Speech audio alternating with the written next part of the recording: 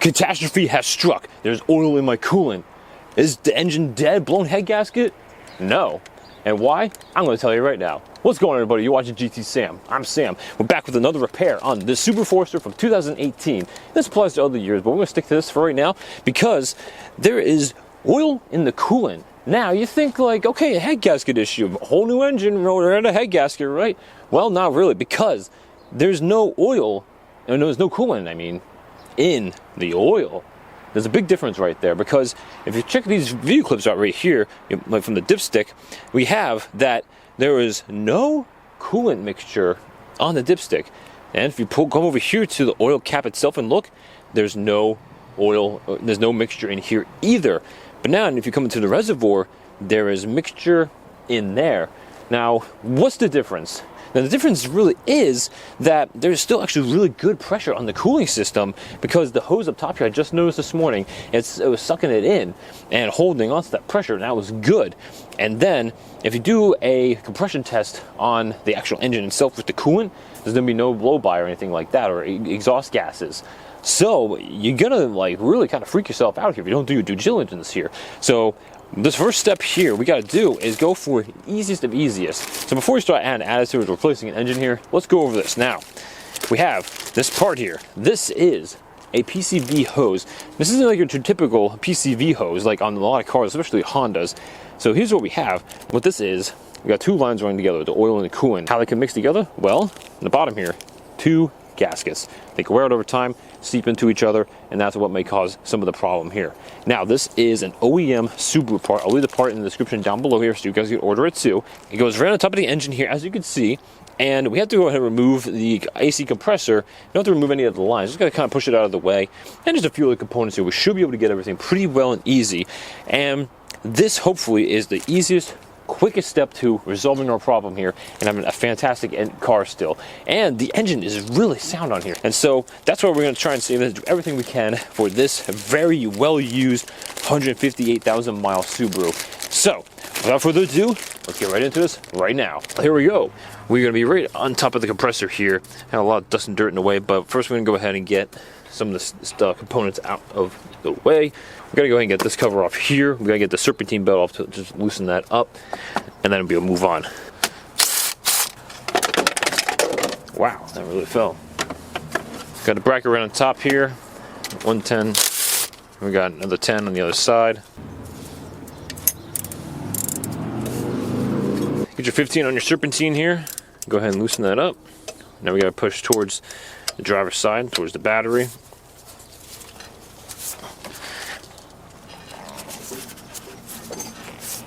Alright, slip that belt off.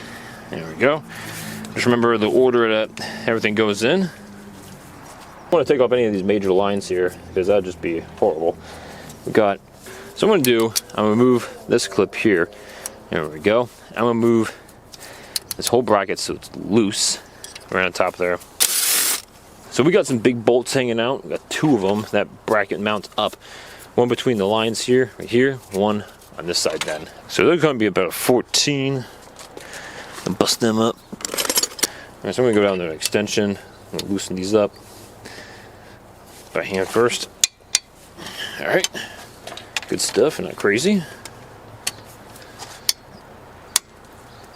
Very good.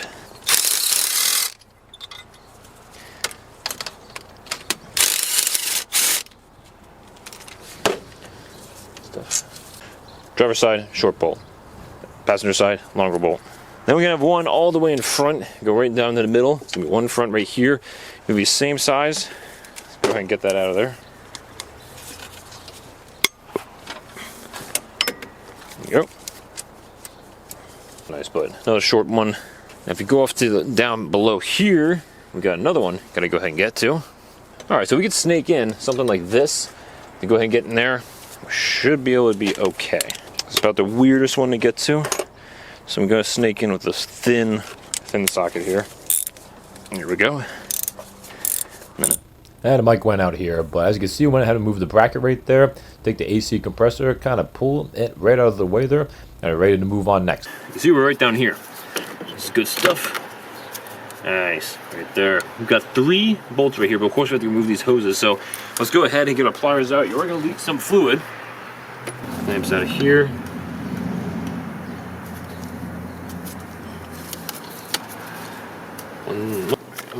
Try and make sure these are loose enough so we can pull them out.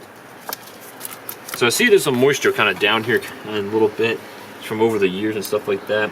I'm trying to take that hose off once we get these bolts loosened up, because we're not going to be able to move these hoses because they're so big and thick. So take these 10 mils out. Should be able to go zip zip.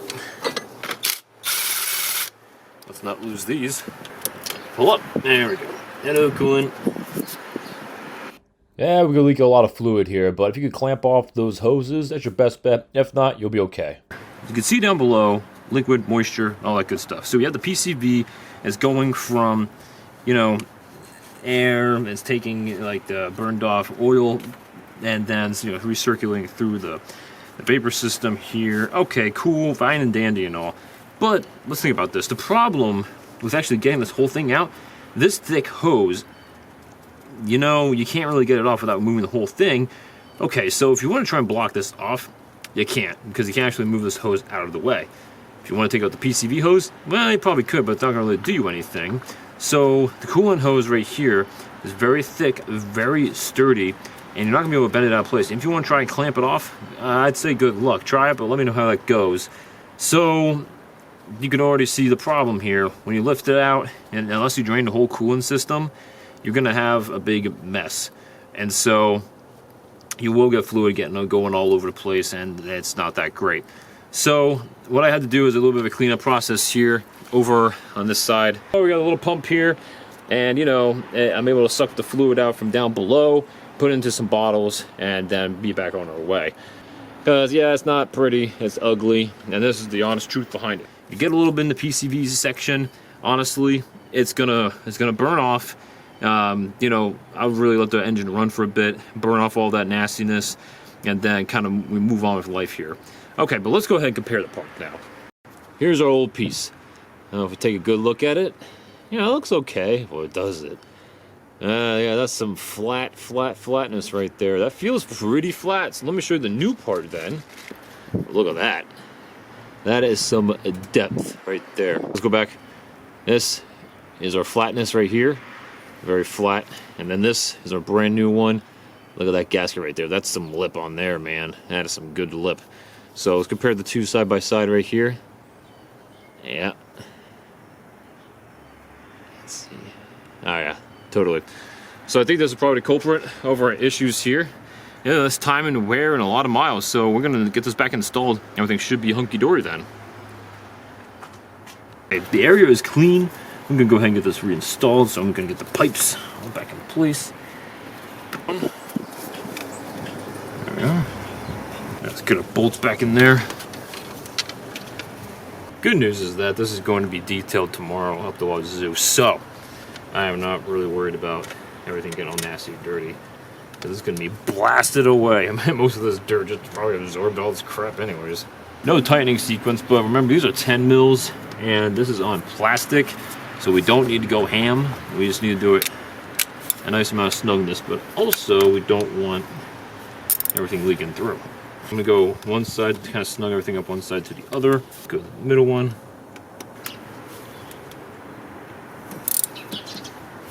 Good. All right, that's nice and snugly snugged. Cool. All right, let's go ahead and then let's start cleaning. Ooh, we gotta clean up a lot of things, but so detailing. So we're gonna start putting stuff back together. So let's go ahead and get my little pump thing out of here and put the AC condenser back in place in reverse order.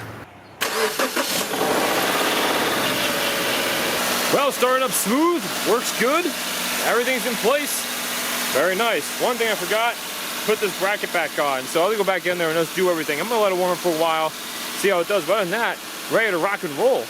So after a few minutes, we'll just come back and see what we got. Working on getting this bottom tray removed. You're gonna love this. Ready? Cha! Look at all this garbage up in here. Whew, that is a lot of dirt. Woo-wee. That's insane. All this mud and dirt. Crazy. After a little fixing, after a little bit of mess, after a little bit of cleanup, we're done. The new PCV system is installed. and working well, nice and smooth. Even though we had a bunch of liquid going to the PCV port, that's okay because it's going to burn off and go into the vapors and then just go right out the exhaust. If you get a little bit in there, that's okay. I would say don't dump a gallon down there and you'll be all right. And if you can somehow plug it up real quick before everything goes all over the place, you could do that too. But if you don't have the option, it's going to be okay.